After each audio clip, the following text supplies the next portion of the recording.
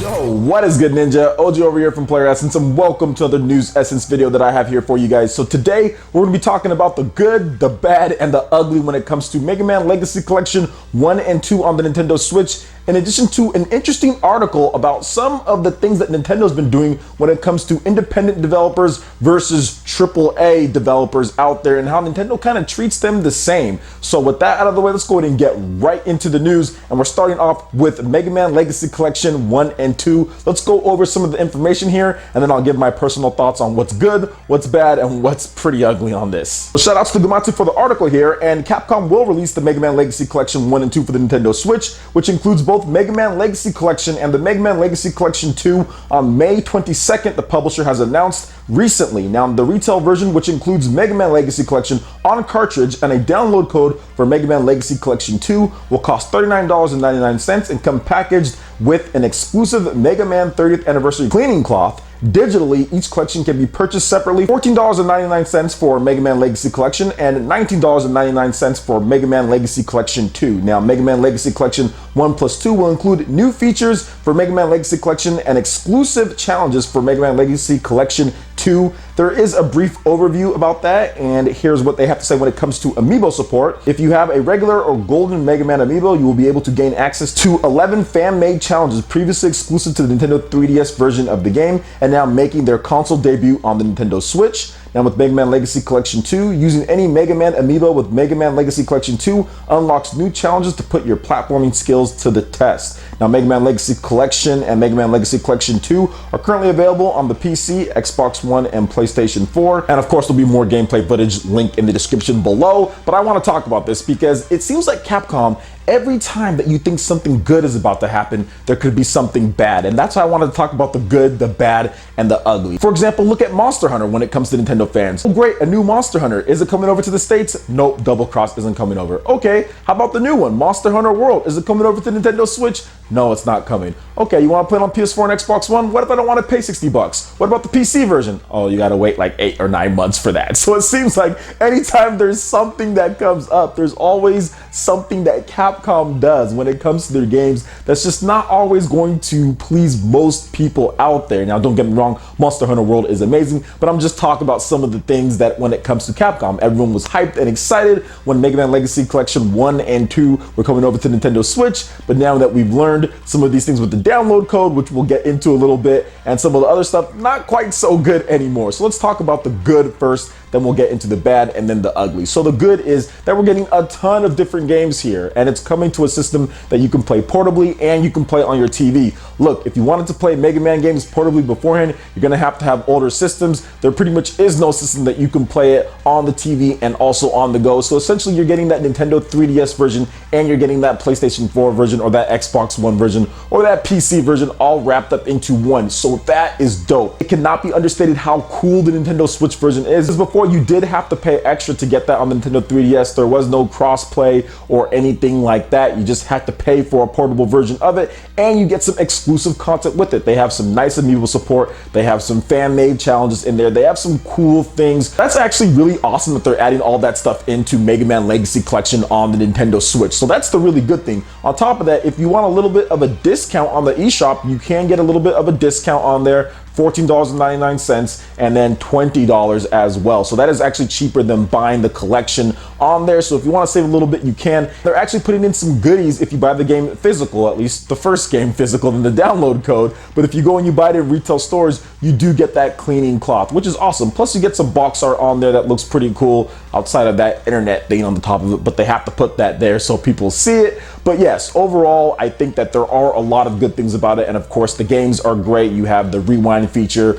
all the cool stuff that was in the PS4 and Xbox One versions, and then some are in the Nintendo Switch version anywhere that you want. I mean, this is a dream come true for Mega Man fans to be able to play these style of games anywhere. That's awesome, right? You can just put on sleep mode, pick up right back where you left off. It's great to have that style of game portably, which we've seen before on previous portable devices out there, but never that we've got it before in this type of way to where we can play it seamless between our TV and our handheld. So that's awesome. However, that was the good. Now let's move into the bad and the ugly. I'm just going to lump these two together because there is quite a number of things that a lot of you guys have been bringing up, and I want to make sure that I talk about it. One is the download card and the download size for Mega Man Legacy Collection 2. It's not too bad. It's not like ugly, that the fact that the download size isn't too bad, right? It's only about 5-6 gigabytes in terms of Mega Man Legacy Collection 2. However, Capcom cheaply wanted to put the game on the smallest possible cart because Mega Man Legacy Collection 1 is like under a gigabyte. I think it's less than 500 megabytes out there. So they said, hey, maybe we can get this on like a 1 gigabyte card and let's put it on there the cheapest possible. And then the 5 gigabyte download for Mega Man Legacy Collection 2, okay, you guys go download that. You have to use your own space to do that. So that's kind of bad. That's actually kind of bad and actually ranging to ugly because they are being extremely cheap here, but then charging the full price for them when it comes to it. So I'm not necessarily happy with that, and I think that that can get pretty ugly for some people. Actually, to the point to where I've seen many people just say, you know what, I'm not gonna buy the game at this point because they decided to put the bigger game, which is only 5 to 6 gigabytes, which they could have fit on an 8 gigabyte cartridge or even have both of them. They could have that, and they did it. They opted to go with the cheapest possible way that they can do it. So that is bad, and it gets to straight out ugly when it comes to things. I mean, I do feel that I can see where Capcom is coming from. These games are super old at this point. They've already been released. I mean, they're trying to maximize value, but at the same time, for just a consumer's standpoint, I mean, with the games not being that big, it would have been nice if they were able to get both of them on one cart. Now, I do understand the other points of it when it comes to them saying, okay, well, what about resale value? These are two individual games that were released on PS4 and Xbox One separately, so I can see it from both sides, but at the same time, it's downright ugly when you don't put Mega Man Legacy Collection 2 on the cartridge, considering it's 5 gigabytes. It's not like it'd be a big cartridge size anyway. That's still lower than the standard 16 gigabytes. They could have fit everything on an 8 gigabyte cartridge and everything would have been good, but from what I understand, I guess there's like 1, 2, 4, and like 8 in terms of gigabyte cartridge size. I might be wrong on that. Maybe they didn't want to go as high as 8. 4 was too small, so they just decided to just say, hey, Mega Man Legacy Collection 1 is on the cartridge, which is just ridiculous that those games would have to be in terms of it on the cartridge. Then the bigger 5 gigabyte is the one that you have to download instead of the other way around, helping out people and saving some space while we're at it. So that's pretty much the bad and the ugly on that one. The prices aren't too bad on it, and I do think that if you're a Mega Man fan, obviously these games are worth it if you want to be able to play it any way that you want. I think the value is there. I just think some of the stuff we talked about when it comes to the bad and when it comes to the ugly is just not a good look for consumers out there. Now, if you still want to play Mega Man, I would still say, hey, go out there and buy it, support the game. But at the same time, I can understand why people just say, nope, I'm going to go ahead and skip on this one. But I do feel that at the end of the day, it's about just playing the game, not worrying about packaging or anything like that. So am I going to buy the game? I don't know. I'm not sure if I'm going to buy the game. I'm not the biggest Mega Man fan out there, although I'm extremely excited for Mega Man 11 for some reason because it looks really cool. But I've already played a lot of these older Mega Man games, and I'm more of a Mega Man X fan. So I'm looking forward to seeing what they do with Mega Man X, which I do think is going to be separate releases based on the different ratings that we've already got. So I'll definitely be purchasing that first Mega Man X Legacy Collection. Heck yeah, I'm going to be getting that one. I don't know about the second one, but I know the first one I'm going to get for sure. So what do you guys think about this when it comes to the Mega Man Legacy Collection? How do you guys feel about this news? What's the good, the bad, and the ugly for you? Let me know your thoughts in the comment section below. All right, and moving into the next article here, we have a little bit of a discussion when it comes to Nintendo and how they treat the AAA developers and how they treat the independent developers, what they've said, and it was a pretty long interview. I don't want to go over everything, but I do want to talk about the first question here and kind of paraphrase some of the other stuff and get you guys' opinion, of course, in the comment section below. And here is the first question asked. As Nintendo, how is the difference between indie game and conventional game recognized? And here is what Mr. Park had to say on the matter. On Nintendo platforms, we don't really differentiate between AAA titles from established firms and independent games. In actuality, they're lined up as equals in the Nintendo eShop. We don't specially promote indie games just because they are indie games, and conversely, we don't prioritize them below AAA titles either. And Nintendo also talked about later in this interview saying that they don't want to make like an indie store because of certain labels that people put on or certain types of ways that people think about independent games. They want people just to be able to see the games out there, judge it on its own merits, and be able to pick up the game and be able to have games right next to their own, next to the big Activision or right next to the big Doom or whatever Bethesda game that they do have on there. And I honestly feel that that's probably the way to go, because Microsoft and Sony definitely don't do that. The bigger games always get bigger and better spots on there. Heck, I think you can even promote or pay for certain spots on certain stores when it comes to Microsoft or Sony. There was one time I turned on my PS4 and Destiny for some reason was right there on my screen saying, hey, download the Destiny. It was like literally in my tile. And I'm like, why is Destiny 2 in my tile? I've never even wanted to play this game one bit on my PS4, yet Destiny has shown up on my home screen actually in my games tile as if it was one of my games, telling me to download it. So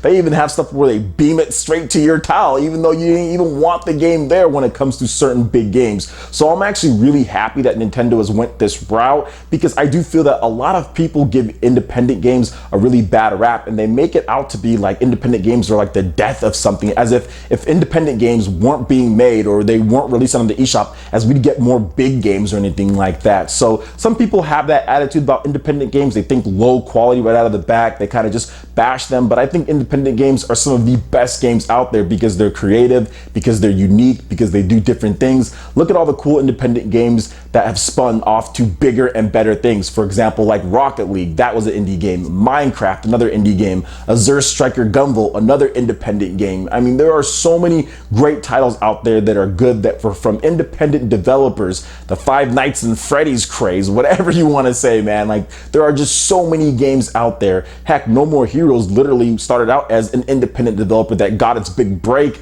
by getting published by Ubisoft. But Grasshopper was an independent developer as well in terms of what they did. They just worked in a time period where indie, you couldn't self-publish like that beforehand. So they kind of got out of being independent and got purchased before it was, but they were one of the original cool independent developers back then. So it's one of those things to where, for me, I like the fact that Nintendo's doing that, and I feel that that's a good thing. Like when you go on the eShop, you'll see Celeste, you'll see it right next to Mario or Zelda or whatever the case is. Developers will have their games out there. Now Nintendo still needs to clean up a few things on the eShop, get a little bit more broadening in terms of terms, and be able to find certain things easier. There have been developers that have kind of said that their games get buried with all the different releases that are coming out, but in terms of just games launching, I mean, when the game launches, you'll see it right there at the top. So at least people who are going in for the first time know that, hey, these are the new releases that are out. They're all right here in order. Here you go. You know, there's not like, okay, well, there's still this game above the other game. So I do like the fact that Nintendo is treating it like that. And yo, it's really cool to see the big games right next to the other independent games, so developers have a chance to at least show off what they have to offer. You never know until you try something out, even if it is a smaller game or something like that. It could be your favorite game out there. I just played Rocket League, and I have to tell you guys right now, Rocket League on the Nintendo Switch, I like it more than a lot of the AAA quote-unquote type of games or anything like that, man. So for me, I just like playing the titles. I like the gameplay. That's what I'm worried about. Azure Striker Gumball is another game that's not big AAA, but I think it's better than most of them out there. So I love the approach that Nintendo's doing, and I think going forward, it's really going to pay dividends to them, especially when these independent developers start getting bigger and bigger. They're going to start making games like, hey, we're going to start out on the Nintendo Switch. We're going to go there first and foremost. We're going to prioritize that fan base because they help us get bigger. So we've seen it before. Shinin, we also have Zoink Games and the Image Informed developer kind of joining forces. Bet you anything their first joint development game is going to be on the Nintendo Switch. So it's really cool to see all these developers get bigger and better and make better quality games and live out their dream of becoming an independent developer and being able to work on their time and make the games that they want, instead of being pressured into a AAA studio and having to make endless runs of certain games or Call of Duties or whatever the case is. They can make the style of games that they want to make. So I'm all down for that. So what do you guys think about what Nintendo's thoughts are when it comes to the placement of independent games and the bigger ones as well, in terms of how they're running things there? And of course, what is your good, bad, and ugly when it comes to Mega Man Legacy Collection 1 and 2 on the Nintendo Switch? I'd love to hear your thoughts in the comment section below. All right, Ninja, that wraps it up for this video here. Go ahead and check out the links in the description below. We've got Facebook, we've got Twitter. Go ahead and give us a like and a follow on our social media. Really helps us spread the content of Player Essence across the interwebs in addition to YouTube. Also, make sure you check out our Patreon and YouTube live gaming page to consider supporting Player Essence. When you do so, it gets you access to all sorts of cool benefits, perks, rewards, and emotes via YouTube sponsorship. So check out the link in the description below and consider supporting Player Essence right here on YouTube. Also, make sure you check out our Twitch page. That is up and going. We're trying to get to 1,000 followers. So if you'd like to watch live streams on Twitch, please give us a follow. Link in the description below. Hit that like button if you did like this video. Lets me know you guys want more content like this going forward in the future. And subscribe to Player Essence for the latest RPG, Japanese, and Nintendo gaming news. Thank you so much for watching. Peace.